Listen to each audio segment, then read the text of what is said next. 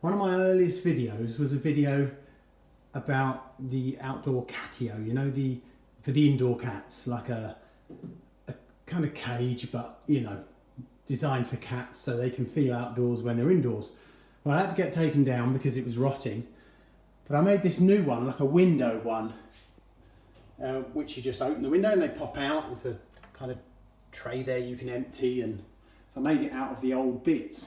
But I'll show you it outside in a second, but those of you with cats might find it a really good idea because it gives them the outdoor feeling without having to worry about the road or being poisoned or drinking antifreeze or catching wildlife, more importantly, and a whole host of other stuff. So these guys, as naughty as they are, can feel a bit better. And they're fine anyway, we play with them every night. But I think she might be going over there now. No, she's just being naughty. The only downside is obviously in our kitchen it's on the side. Let's see if she goes. Here, Cooks. Come on. Cookie. Oh, what's this? Come on. Come on.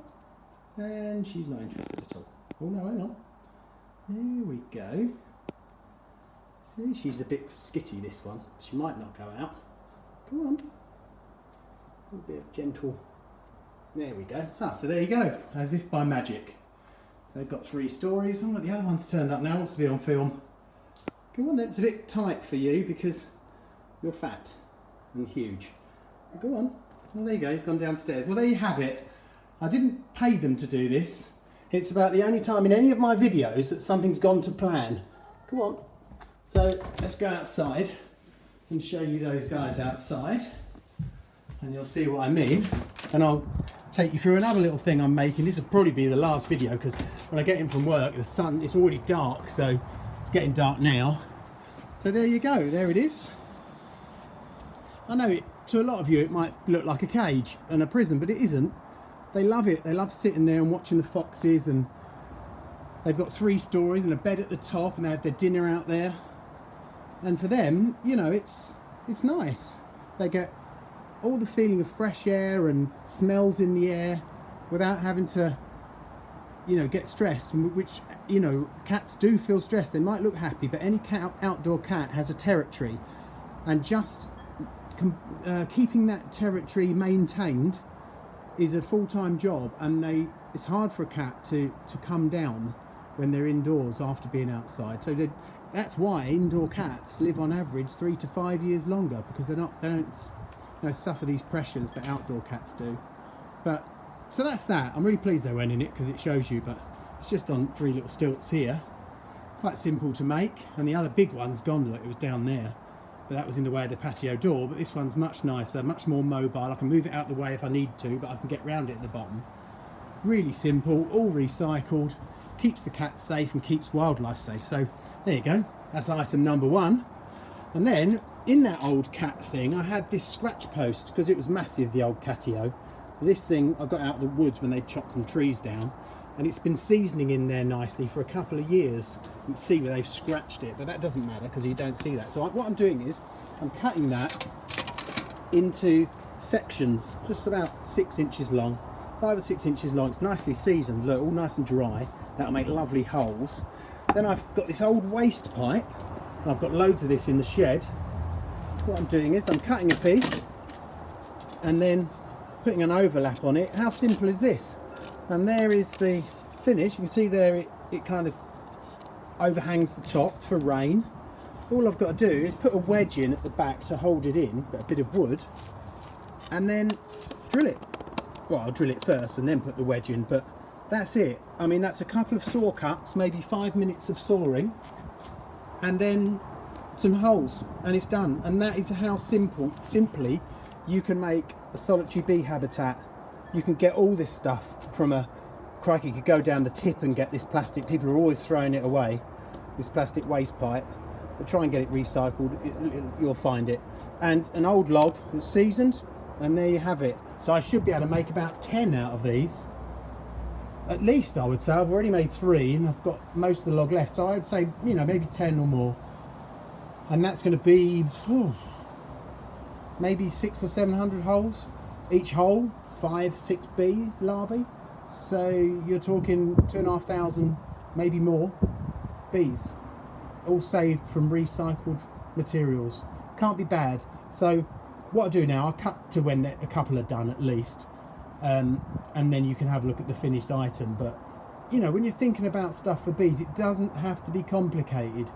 It's far more important to locate it in the right place than it is to worry about the aesthetics. If we're talking about saving wildlife, then get a bit of wood and drill some holes in it. That's all you need to do.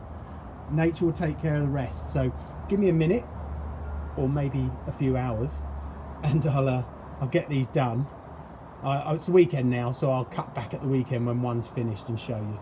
Cheers guys, see you in a minute. Okay, so I've completed it. It's a different day. It's a bit dreary today, but it's the end of November and it's starting to feel a little bit colder, which I like because it makes me feel like there is still hope, because if it was warm all year round, I don't know what I'd do. But this is all the seed I planted around the new decks coming up, even at this time of the year, which is a bit scary, but never mind. So we spoke about the catio, I guess you'd call it, window catio. And then we saw these guys, didn't we? So they're all cut, but one's done now, and here it is. So I didn't rush it, but I wanted to do it within half an hour to show that it could be done. So, you know, standard solitary bee design really. I think I've done these with the bamboo in them, but not with a log. And it just so happened that the pipe I had fitted all these logs, this one log that I cut up. So it's brilliant. But yeah, half an hour. This was a doorway to an outdoor cat litter tray kind of shed that I built for them when they used to go out into the catio that used to be there.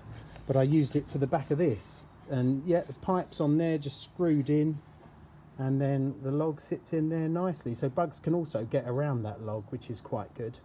I'm not sure what would go in there, but they would definitely occupy it. You've got an overhang, and the rain should, you know, fall a couple of inches in front of it. There might be a little bit of splashback in there, but it's not the end of the world.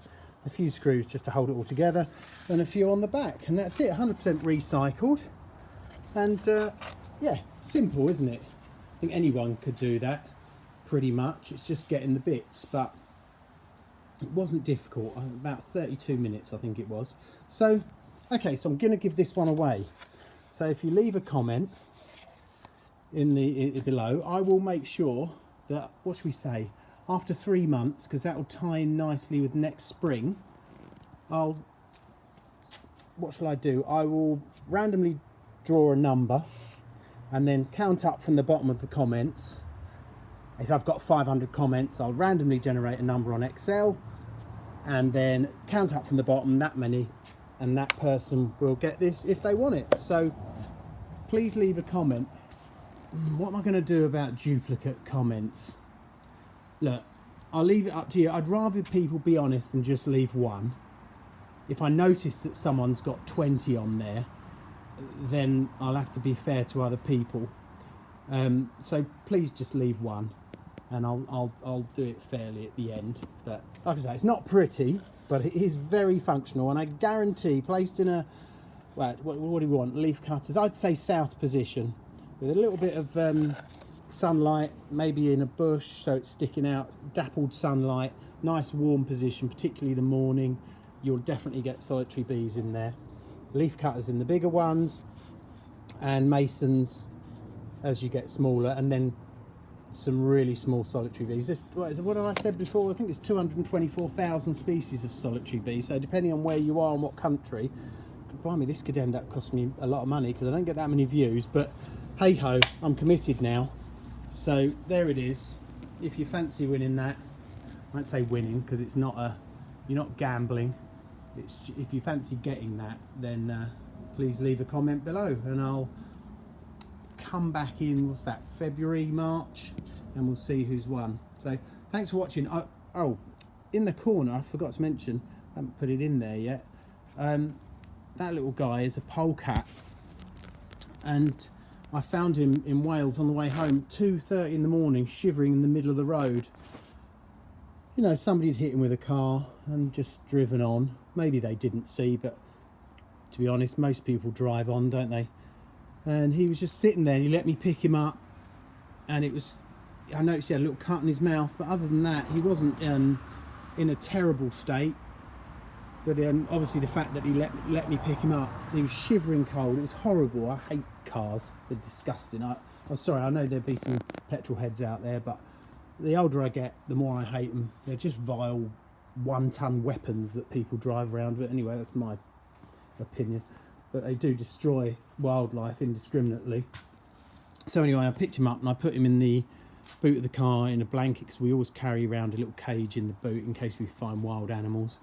And then we rang the police, and about 2:30 this was, they managed to put us in touch with a 24-hour emergency vet, and we put it in the sat nav and we managed to drive to this place, and the vet came out, you know, got out of bed and came up and found us, met us there, and they, you know, long story short, they kept him a little bit sedated, painkillers till the morning, and he was kind of purring. He seemed quite happy, but sadly they contacted us a few days later. We asked them to do that because we was worried about him, and they told us they had to euthanize him. But you know what, it was better than leaving him in the rain in the middle of the road.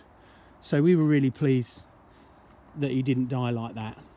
So that's the story of the polecat. But I did get to stroke him and touch him and appreciate how beautiful he was, and actually so did the vet, because she'd never touched one before either. So it wasn't the best outcome, but it was better than the one he had, you know, in store for him previously. So anyway, thanks for watching. Like and subscribe. Got about 20 more subscribers and about 10,000, no sorry, and about 400 more hours of views, and we're getting remonetized. So come on guys, spread the word, share me on Twitter and social media, and let's save a few acres of rainforest. Oh, thanks to Paul Jones and Adrian Kiddle for their recent donations.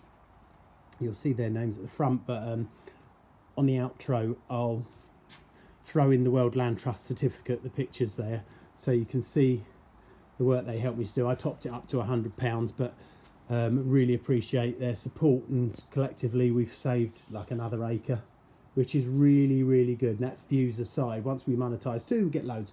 So that's really good. Thanks guys. Have a good Christmas. I'm not sure if I'll do another video before then, because there's not that much going on. I mean, I've got all this to do, but you've seen one, you've seen them all. So maybe I'll show you those in the spring. So have a good Christmas and New Year, and I'll speak to you soon. Cheers guys.